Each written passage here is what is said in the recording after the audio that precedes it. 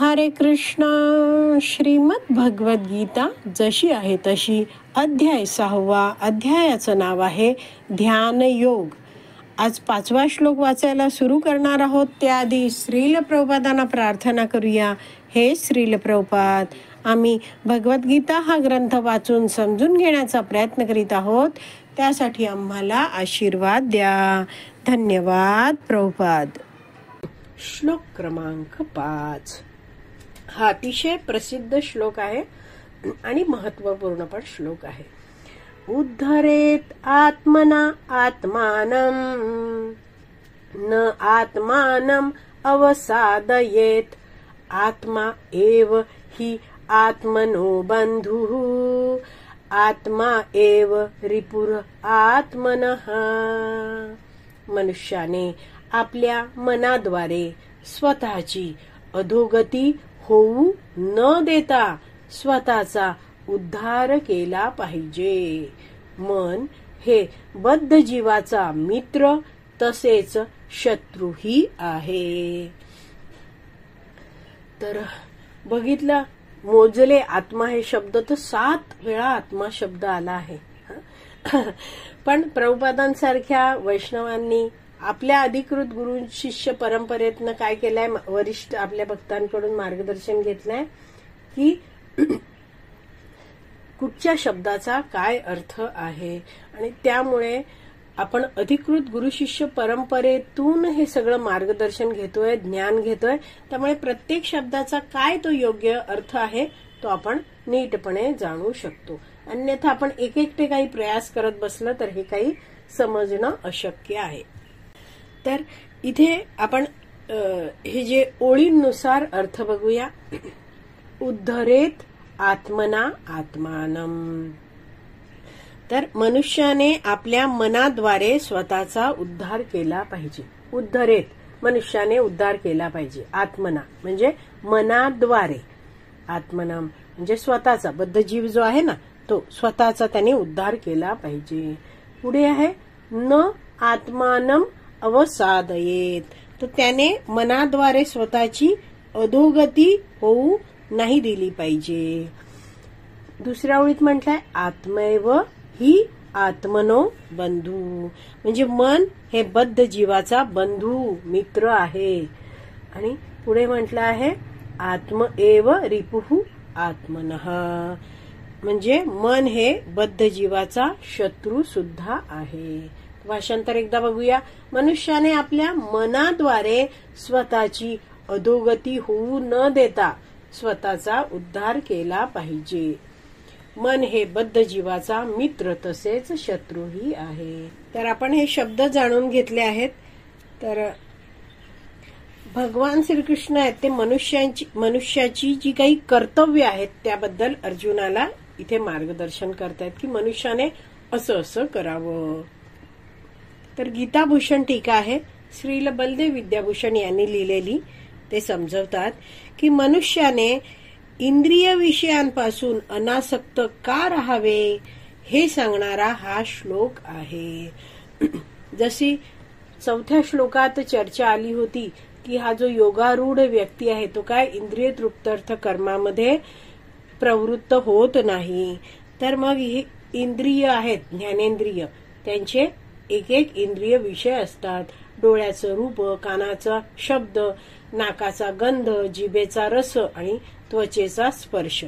तर ह्या सगळ्या इंद्रिय विषयांपासून मनुष्याने अनासक्त का राहावं हे सांगणारा हा श्लोक आहे.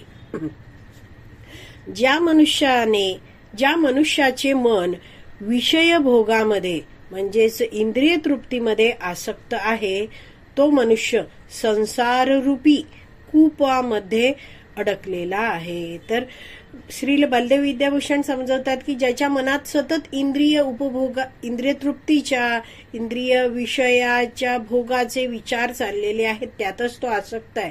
तर काय आहे तो, हे संसार जो आहे त्याला तुलना दिली ही एक अंधारी विहीर आहे आणि त्यात तो अडकून पडला आहे. कूप म्हणजे विहीर. तर अशा अंधारलेल्या विहिरीमध्ये अडकलेल्या माणसाला कुठं जायचं काही समजत नाहीये. तर मग त्याला जिथपर्यंत गुरु, साधू किंवा भगवंत यांची मदत मिळत नाही तिथपर्यंत तो काय या संसार विहिरीतून बाहेर पडू शकत नाही. तर असा व्यक्ती आहे तो जाणतच नाहीये की मनुष्य जीवन आत्मसाक्षात्कारासाठी आहे.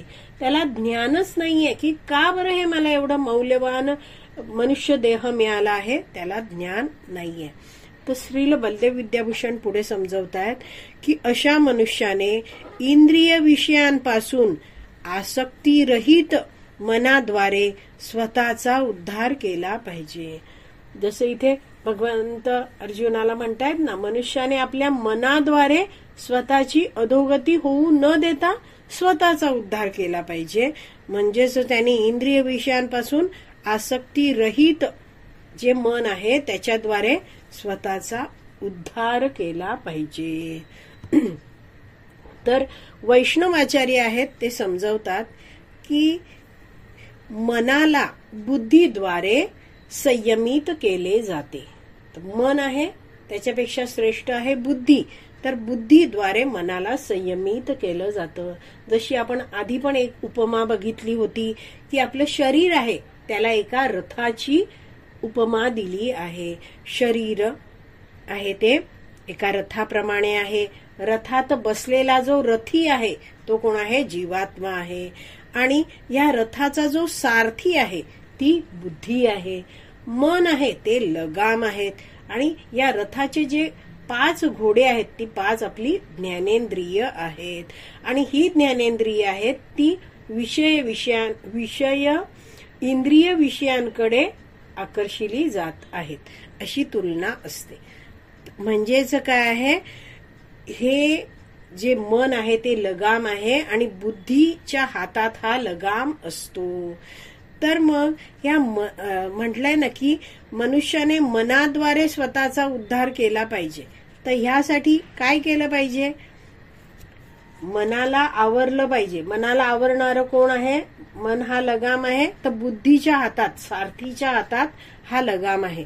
म्हणून वैष्णवाचार्य समजवतात की मनुष्याने अधिकृत गुरुशिष्य परंपरा आहे त्यांच्या मार्गदर्शनातून वैदिक शास्त्राचं नियमित श्रवण केलं पाहिजे.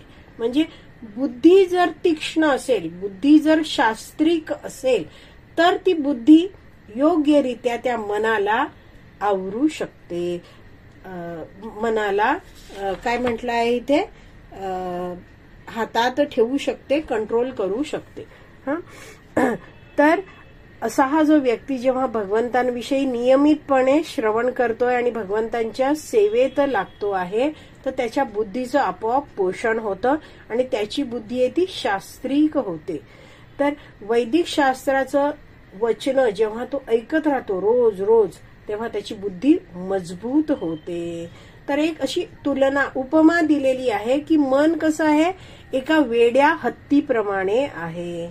आणि जसा माहूत अंकुशाने हत्तीला नियंत्रित करतो तसंच मनात जरी खूप सारे इंद्रिय तृप्तीचे विचार आले तरीही जी बुद्धी आहे, कोणती बुद्धी, जो रोज वैदिक शास्त्राचं श्रवण करून मजबूत झालेली शास्त्रिक बुद्धी आहे, त्याद्वारे काय आहे ठरवलं जातं काय करायचं आणि काय नाही. तर विवेक बुद्धी म्हणजेच काय आहे, सत असत विवेक बुद्धी. सत म्हणजे चांगलं, असत म्हणजे अयोग्य. तर काय चांगलं काय अयोग्य हे समजणं आणि योग्य ते स्वीकारणं याला म्हटलं जातं सत असत विवेक बुद्धी. तर मनात जरी खूप सारे इंद्रिय तृप्तीचे विचार आले तरीही जी पुष्ट मजबूत वैदिक शास्त्र ऐकून ऐकून जी मजबूत बलवान झालेली जी बुद्धी आहे, शास्त्रिक बुद्धी, त्याद्वारे ठरवलं जातं की कोणतं कार्य केल्याने माझी आध्यात्मिक प्रगती होईल असा विचार केला जातो, असं ठरवलं जातं. आता मन आहे ते काही करू इच्छित आहे किंवा काहीतरी बोलण्याची इच्छा आहे, पण त्यावेळी ही जी शास्त्रिक बुद्धी आहे त्याद्वारे ठरवलं जातं की जर असं काही केलं किंवा असं काही बोललं तर त्याचा प्रभाव काय होणार आहे, परिणाम काय होणार आहे, ह्याचा बुद्धीद्वारे हे ठरवलं जातं. तर उदाहरण दिलं जातं की समजा मनामध्ये इच्छा आहे, मला श्रीखंडपुरी खायची आहे आणि समोर ती श्रीखंडपुरी दिसते पण आहे, पण शास्त्रीक बुद्धीद्वारे ठरवलं जातं. जशी काल एकादशी झाली आहे, तर समजा कालचा दिवस आहे आणि समोर श्रीखंडपुरी आहे, तर ही शास्त्रीक बुद्धी काय सांगते की आज एकादशी आहे.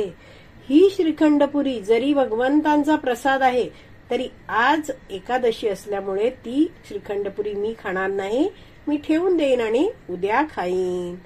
तर या प्रसंगात काय आहे, ही जी बुद्धी आहे तिने मनाला संयमित केलेलं आहे. अशा प्रकारे बुद्धीला आपण पुष्ट करू शकतो. तर बुद्धी पुष्ट कशी होते? नित्यम भागवत सेवया, रोज श्रीमद भागवतम भगवद्गीता या वैदिक शास्त्राचं श्रवण अध्ययन आपण केलं पाहिजे. तर आपण जेव्हा असं वैदिक शास्त्राचं श्रवणम वगैरे करतो तेव्हा या वैदिक शास्त्रांची सेवा आपल्याकडून घडते. तर एखादा व्यक्ती आहे जो या वैदिक शास्त्रांचं कधी श्रवणच करत नाहीये अधिकृत गुरु शिष्य परंपरेतील वैष्णवांकडून, तर मग त्या व्यक्तीला धर्म काय आहे, अधर्म काय आहे हे काही समजत नाही. काय योग्य काय अयोग्य हे समजत नाही. तो काहीही विचार न करताच कार्य करत असतो. तर श्रील बलदेव विद्याभूषण समजवतात की विषय आसक्त मनाद्वारे आत्मा या भौतिक अस्तित्वात गुरफटून जातो. तर मन कसं आहे, विषय इंद्रिय उपभोगासाठी आसक्त आहे. तर मग काय होतो, हा जो जीवात्मा आहे तो भौतिक अस्तित्वात गुरफटून जातो. पुन्हा पुन्हा त्याला जन्म घ्यायला लागतो, अडकून पडतो तो. मनुष्याने असे होऊ देऊ नये. तर वैष्णव आचार्य समजवतात की इंद्रिय आपली जेव्हा भगवंतांच्या सेवेत असतात तेव्हा ती इंद्रिय ती हळूहळू हळूहळू शुद्ध होत जातात. आणि आपण जाणतो की मन काय आहे, लगाम आहे, आणि घोडे कोण आहेत, ही ज्ञानेंद्रिय आहेत. तर मनाद्वारे या इंद्रियांना नियंत्रित केलं जातं. आणि बुद्धी आहे ती सारथी आहे, आणि ती बुद्धी आहे ती मनाला संयमित करते. तर हे जे मन आहे त्याला आपल्याला प्रशिक्षित केलं पाहिजे, असा उल्लेख आता पुढे तात्पर्यातही प्रभुपाद समजवतायत आणि कशा रीतीने आपण कार्य करायचं आहे तेही समजवतायत. तर आपण आता तात्पर्य वाचायला सुरुवात करूया. विविध परिस्थितीनुसार आत्मा शब्दाचा अर्थ शरीर, मन व आत्मा असाही होतो. तर आत्मा शब्द आहे, हे संस्कृत श्लोक आहेत आणि संस्कृत भाषेत आत्मा शब्दाचे अनेक अर्थ आहेत. तर इथे शरीर, मन, आत्मा ही काही अर्थ सांगितलेत. तर आपल्याला काय आहे, वेगवेगळ्या परिस्थितीनुसार ज्या संदर्भात तो श्लोक आहे त्यानुसार ते अर्थ दिले जातात. पुढे वाचते आहे. योग पद्धतीमध्ये विशेष करून बद्धजीव आणि मन हे महत्वपूर्ण असतात. योग अभ्यासाचा केंद्रबिंदू हा मन असल्यामुळे या ठिकाणी आत्मा हा शब्द मनाचा निर्देश करतो. तर अष्टांग योगाबद्दल भगवंत सांगता आहेत.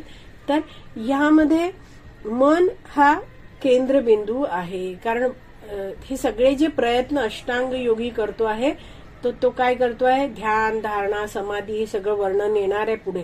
तर तो आपल्या मनाला परमात्म्यावर केंद्रित करतो.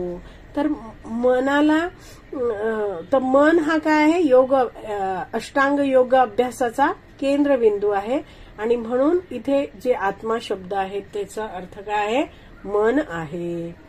पुढे वाचते, योग पद्धतीचा हेतू हा मन संयमित करणे आणि इंद्रिय विषयावरील आसक्तीपासून मन काढून घेणे हा आहे.